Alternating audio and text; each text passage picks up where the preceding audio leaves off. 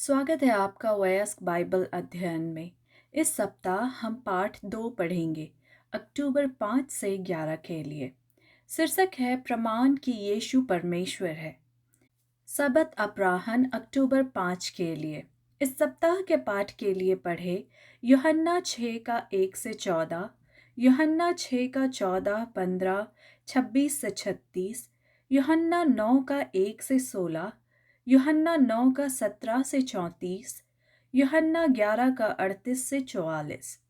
याद वचन लिया गया है यूहन्ना 11 का 25 और 26 से। यीशु ने उससे कहा, पुनरुत्थान और जीवन मैं ही हूँ।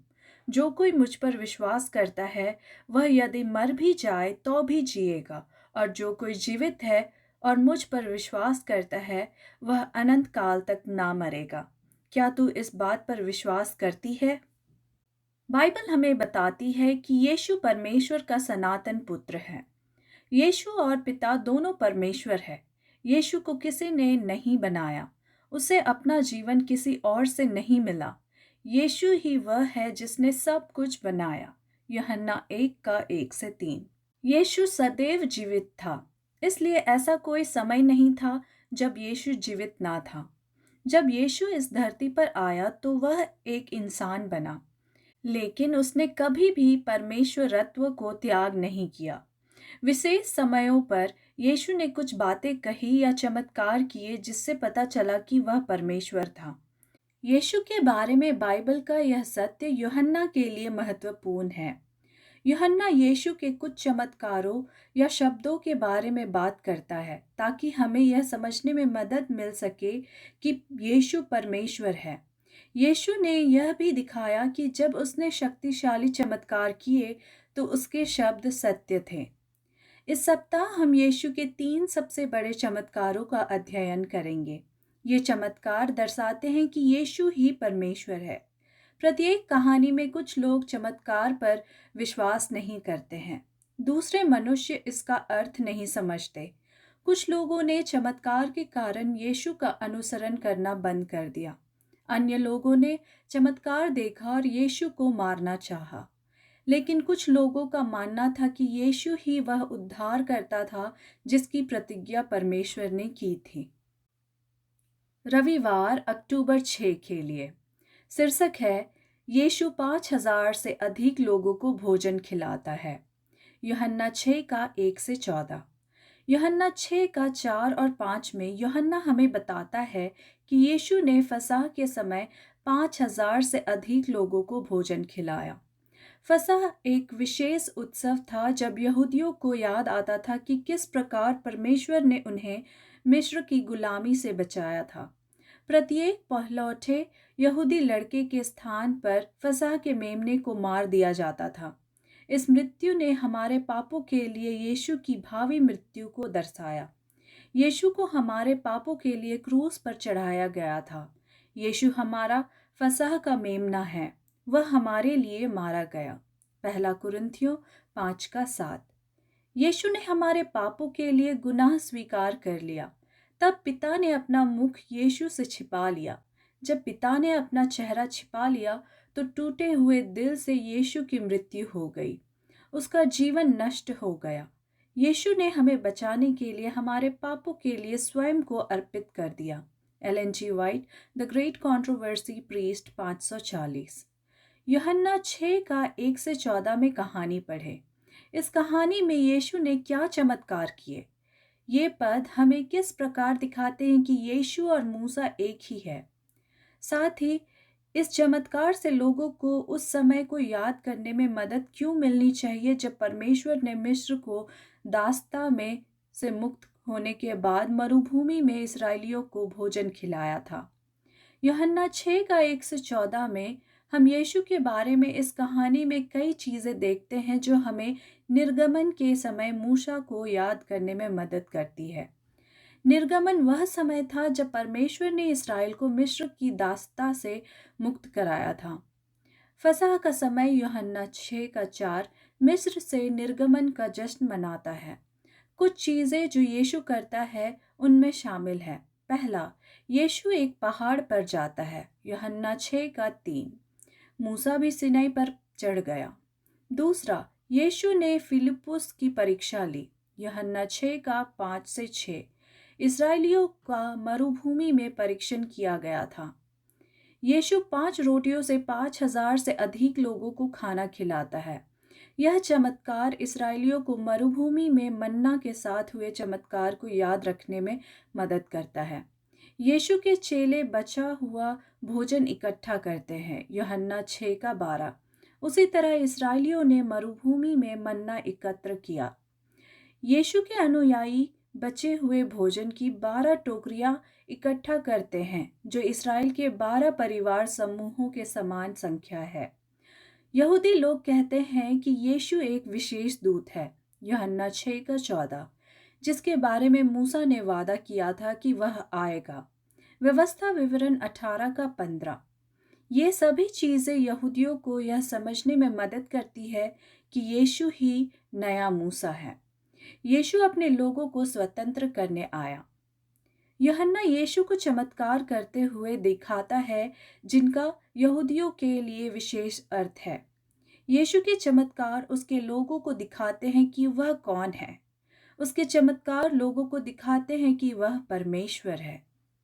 सोमवार अक्टूबर 7 के लिए शीर्षक है, यीशु ही वह है जो परमेश्वर की ओर से बोलता है। यूहन्ना 6 का 14, 15 और 26 से 36। यूहन्ना 6 का 14, 15, 26 से 36 में चमत्कार के बारे में पढ़े। लोगों ने इस चमत्कार के बारे में क्या सोचा? यीशु ने इस चमत्कार का उपयोग लोगों को यह सिखाने के लिए कैसे किया कि वह कौन है। यहूदियों को उम्मीद थी कि एक उद्धारकर्ता पृथ्वी पर आएगा और उन्हें रोमी शासन से बचाएगा। युद्ध में एक जनरल को करने वाली दो सबसे कठिन चीज़ें अपने सैनिकों को भोजन खिलाना और घायल या मृत सैनिकों की देखभाल करना है। यीशु ने कई चमत्कार किए जिनसे पता चलता है कि वह सेना को भोजन खिला सकता है और किसी भी घायल या मृत व्यक्ति की देखभाल कर सकता है। लेकिन यीशु किसी सेना को भोजन खिलाने या घायल या मृत सैनिकों की देखभाल करने नहीं आया था। जब यीशु ने 5,000 लोगों को खाना खिलाया तो उसने दिखाया कि वह उस रोटी के समान है जो जीवन देती है। चमत्कार से पता चला कि परमेश्वर स्वयं स्वर्ग से नीचे उतरा। यीशु ने कहा, मैं वह रोटी हूँ जो जीवन देती है। जो मेरे पास आएगा वह कभी भूखा नहीं रहेगा। यूहन्ना 6 का 35। क्या आपने देखा कि रोटी के बारे में यह घोषणा मैं हूँ शब्दों से कैसे शुरू होती है? यह घोषणा यूहन्ना की पुस्तक में यीशु द्वारा अपने बारे में कही गई 7 घोषणाओं में से पहली है जो मैं हूँ शब्दों से शुरू होती है। 7 मैं हूँ घोषणाओं में से प्रत्येक एक विशेष शब्द चित्र से जुड़ा है जो हमें दिखाता है कि यीशु कौन है। आइए 7 मैं हूँ घोषणाओं की सूची पर अधिक बारीकी से नजर डालें।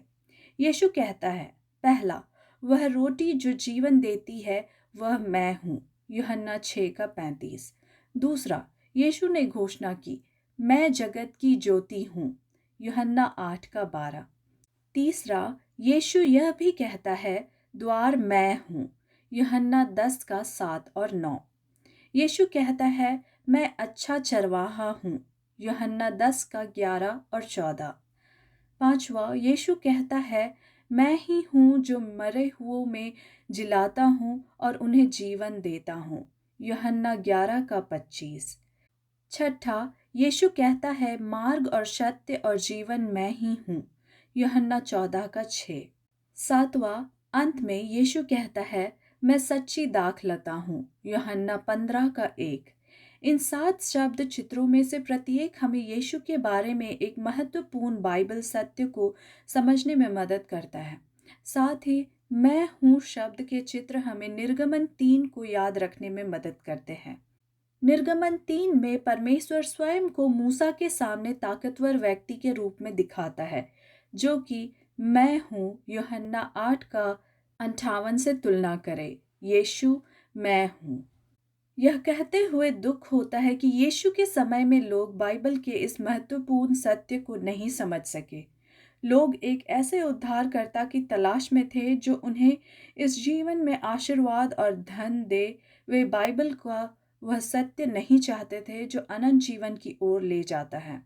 इसलिए हमें सावधान रहना चाहिए, अन्यथा हम भी इसी जाल में फंस सकते हैं। मंगलवार अक्टूबर 8 के लिए शीर्षक है यीशु ने एक अंधे व्यक्ति को चंगा किया, भाग 1। यूहन्ना 9 का 1 से 16। यूहन्ना 9 का 1 से 16 में अंधे व्यक्ति के बारे में पढ़े। यीशु के चेलों ने क्या सोचा कि इस आदमी के अंधा होने का कारण क्या है? यीशु ने अपने चेलों की झूठी मान्यताओं को सुधारने के लिए क्या कहा? यीशु के चेलों का मानना था कि एक व्यक्ति बीमार हो गया क्योंकि उसने पाप किया था। पुराने नियम की कई कहानियों ने यीशु के चेलों को यह सोचने में मदद की कि यह विचार हमेशा सही था। निर्गमन 20 का 5, दूसरा राजा 5 का 15 से 27, दूसरा राजा 15 का 5, दूसरा इतिहास 26 का 16 से 21 से तुलना करें। लेकिन आयूब के बारे में कहानी से यीशु के चेलों को यह याद रखने में मदद मिली होगी कि किसी व्यक्ति का पाप हमेशा उसके दुख का कारण नहीं बनता। यीशु अपने चेलों के झूठे विचारों को सुधारता है। यीशु यह नहीं कहता कि पाप और पीड़ा के बीच कोई संबंध नहीं है, लेकिन यीशु कहता है कि कभी-कभी किसी व्यक्ति की पीड़ा उसके द्वारा किए गए किसी भी गलत काम से नहीं आती है। कभी-कभी एक व्यक्ति पीड़ित होता है क्योंकि परमेश्वर उसके अनुभव का उपयोग अन्य लोगों को बचाने और अपने नाम की महिमा हेतु करना चाहता है। अंधे व्यक्ति के बारे में कहानी हमें उत्पत्ति में उस कहानी को याद करने में मदद करती है जब परमेश्वर ने आकाश और पृथ्वी बनाई थी। उत्पत्ति 2 का 7 में परमेश्वर ने पहले मनुष्य को मिट्टी से बनाया। उसी तरह यीशु मिट्टी को सान कर अंधे व्यक्ति की आंखों को ठीक करने के लिए उपयोग करता है। मत्ती, मरकुस और लूका की पुस्तकों में चमत्कार की कहानियों के समान भाग है। पहला, लेखक हमें उस समस्या के बारे में बताता है जिसे समाधान करने या ठीक करने की आवश्यकता है। दूसरा, जिस व्यक्ति को चंगाई की आवश्यकता होती है वह यीशु के पास आता है। तीसरा, यीशु बीमार व्यक्ति को चंगा करता है। और चौथा, बीमार व्यक्ति चंगाई के लिए परमेश्वर की स्तुति करता है। अक्सर अन्य लोग जो चंगाई देखते हैं वे भी परमेश्वर की स्तुति करते हैं। यूहन्ना 9 की कहानी में यूहन्ना हमें चमत्कार के सभी 4 भाग देता है। फिर यूहन्ना हमें कुछ और बताता है। चमत्कार का अर्थ कहानी का सबसे महत्वपूर्ण हिस्सा बन जाता है। ठीक हो चुके व्यक्ति और आध्यात्मिक अगुओं के बीच इस बारे में लंबी बातचीत होती है कि उसके ठीक होने का क्या मतलब है। यूहन्ना अध्याय 9 पद 14 तक अपने पाठकों को यह नहीं बताता कि यीशु ने सबत के दिन अंधे व्यक्ति को चंगा किया।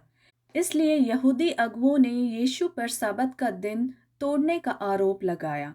यहूदी अगुओं का मानना है कि यीशु परमेश्वर की ओर से नहीं था क्योंकि उसने सबत के दिन को पवित्र नहीं रखा था। परंतु अन्य लोगों ने सोचा कि यीशु ने जो चमत्कार किए कोई पापी नहीं कर सकता। वह व्यक्ति जो अंधा था वह देखता है कि यीशु वास्तव में कौन है, लेकिन अगुए अंधे हैं और यह स्वीकार नहीं कर सकते कि यीशु परमेश्वर है। बुधवार अक्टूबर 9 के लिए शीर्षक है यीशु ने एक अंधे व्यक्ति को चंगा किया, भाग 2। यूहन्ना 9 का 17 से 34। अंधे व्यक्ति के बारे में शेष कहानी यूहन्ना 9 का 17 से 34 में पढ़ें। यीशु द्वारा उस अंधे व्यक्ति को ठीक करने के बाद यहूदी अगुओं ने उससे क्या प्रश्न पूछे, उस व्यक्ति ने क्या उत्तर दिया।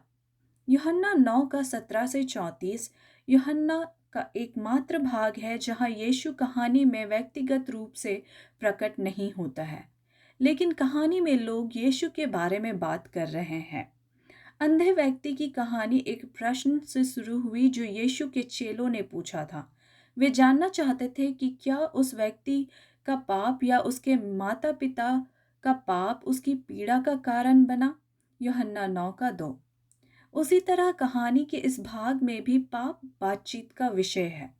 यहूदी अगुवे सोचते हैं कि यीशु पापी है क्योंकि उसने सबत के दिन चंगा किया था। यूहन्ना 9 का 16 और 24।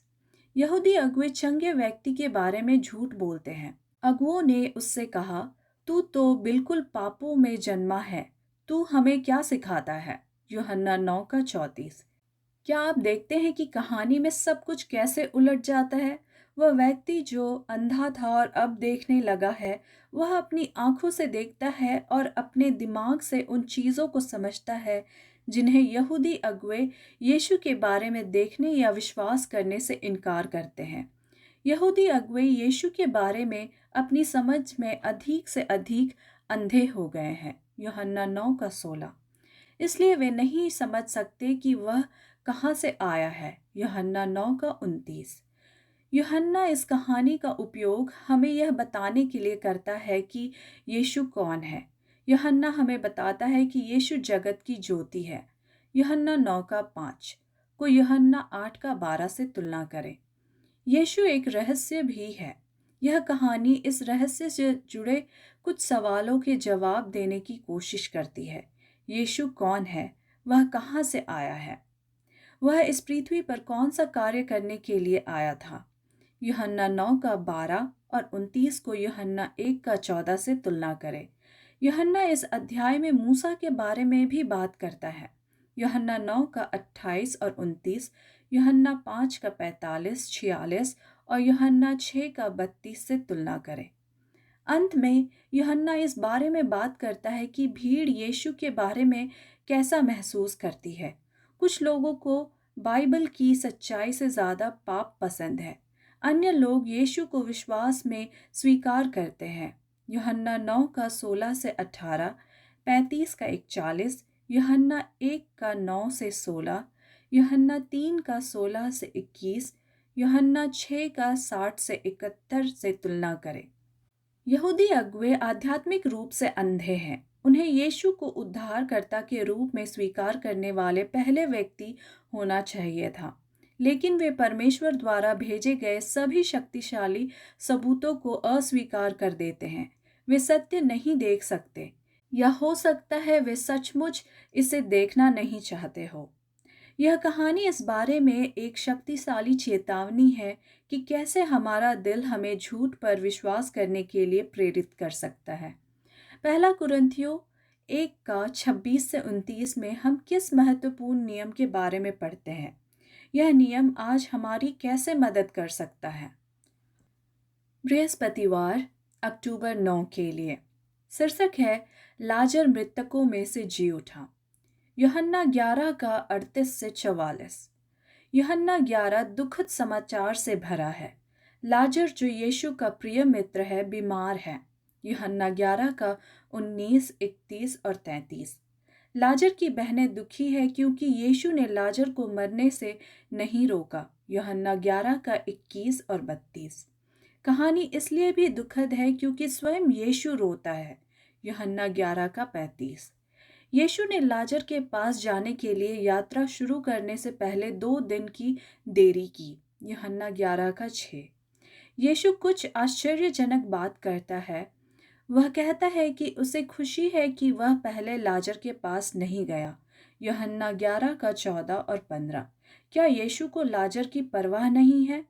निसंदेह उसे परवाह है, लेकिन यीशु खुश है क्योंकि देरी से उसे परमेश्वर की ताकत दिखाने और उसके नाम की महिमा करने का मौका मिलेगा। जब यीशु लाजर के घर पहुंचा तो लाजर 4 दिन पहले मर चुका था। यूहन्ना 11 का 17 से 27। 4 दिनों के बाद लाजर का शरीर अब सड़ रहा था। मार्था ने यीशु के आने पर उससे कहा, लेकिन प्रभु, लाजर को मरे 4 दिन हो गए हैं, वहां दुर्गंध होगी। यूहन्ना 11 का 39। निश्चित रूप से यीशु की देरी ने लाजर को मृतकों में से जिलाने के चमत्कार को और अधिक शक्तिशाली और आश्चर्यजनक बनाने में मदद की। यीशु एक सड़ती हुई लाश को जिलाने जा रहा था। यहूदियों को और क्या सबूत चाहिए था कि यीशु स्वयं परमेश्वर था? परमेश्वर के रूप में यीशु ही वह व्यक्ति था जिसने जीवन बनाया, इसलिए उसके पास मृत्यु का अधिकार था। यीशु लाजर की मृत्यु का उपयोग यहूदियों को अपने बारे में एक महत्वपूर्ण बाइबल सच्चाई सिखाने के लिए करता है। पुनरुत्थान और जीवन मैं ही हूँ। जो कोई मुझ पर विश्वास करता है वह यदि मर भी जाए तो भी जिएगा। यूहन्ना 11:25। यीशु ने यूहन्ना 11:25-26 में अपने शब्दों का समर्थन करने के लिए क्या किया? पढ़े यूहन्ना 11:38-44। यीशु ने दिखाया कि वह सभी लोगों के लिए प्रकाश था। यूहन्ना 8:12 और यूहन्ना 9:5। जब उसने अंधे व्यक्ति को दृष्टि दी। यूहन्ना 9:7। उसी तरह जब यीशु ने लाजर को मृतकों में से जिलाया। यूहन्ना 11:43 और 44।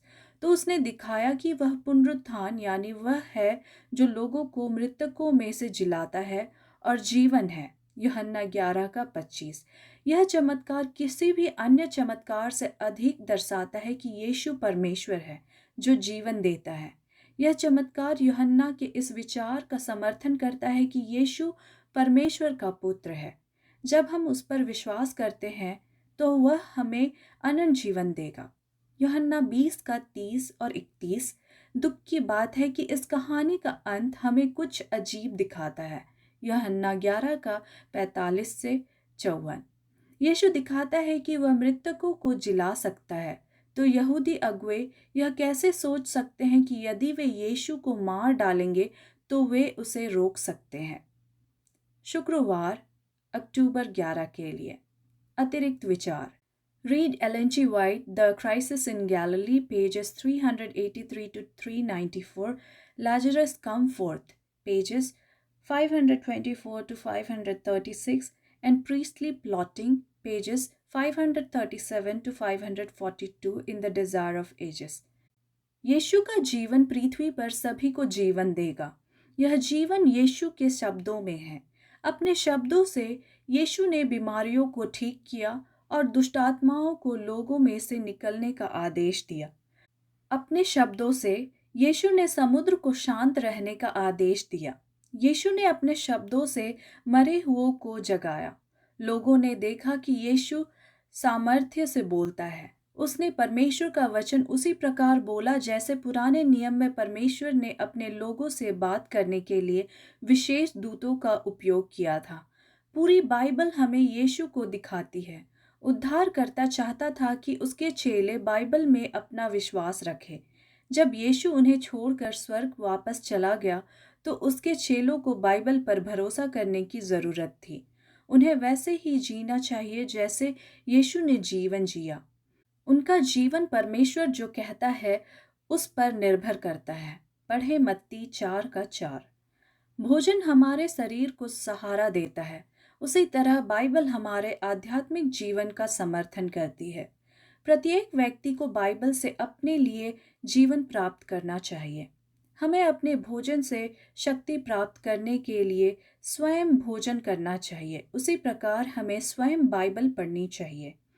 हमें वह बात स्वीकार नहीं करनी चाहिए जो बाइबल से मेल ना खाती हो।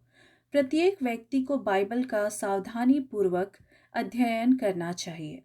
हमें परमेश्वर से पवित्र आत्मा भेजने के लिए कहना चाहिए ताकि वह जो कहता है उसे समझने में हमारी मदद कर सके। Ellen G White, the Desire of Ages, पृष्ठ 390। चर्चागत प्रश्न। पहला, इस सप्ताह हमने देखा कि कैसे यीशु ने 5,000 से अधिक लोगों को खाना खिलाया। यीशु ने जन्म से अंधे एक व्यक्ति को भी ठीक किया। तब यीशु ने लाजर को मरे हुओं में से जिलाया। प्रत्येक कहानी में यीशु ने सशक्त प्रमाण दिया कि वह परमेश्वर था। लेकिन ये चमत्कार जितने अद्भुत थे, यहूदियों के बीच अलगाव का कारण बने। कुछ लोग यीशु पर विश्वास करते थे, अन्य लोगों को उस पर संदेह था। आप ऐसा क्यों सोचते हैं कि कुछ लोग परमेश्वर को अस्वीकार करते हैं, भले ही उसे स्वीकार करने के लिए शक्तिशाली सबूत मौजूद हो? दूसरा, इस सप्ताह की कहानियां हमें दिखाती है कि यीशु परमेश्वर का पुत्र है। उद्धारकर्ता के रूप में यीशु में हमारे विश्वास और भरोसे के लिए बाइबल का यह सत्य इतना महत्वपूर्ण क्यों है? धन्यवाद। परमेश्वर आपको आशीष दे।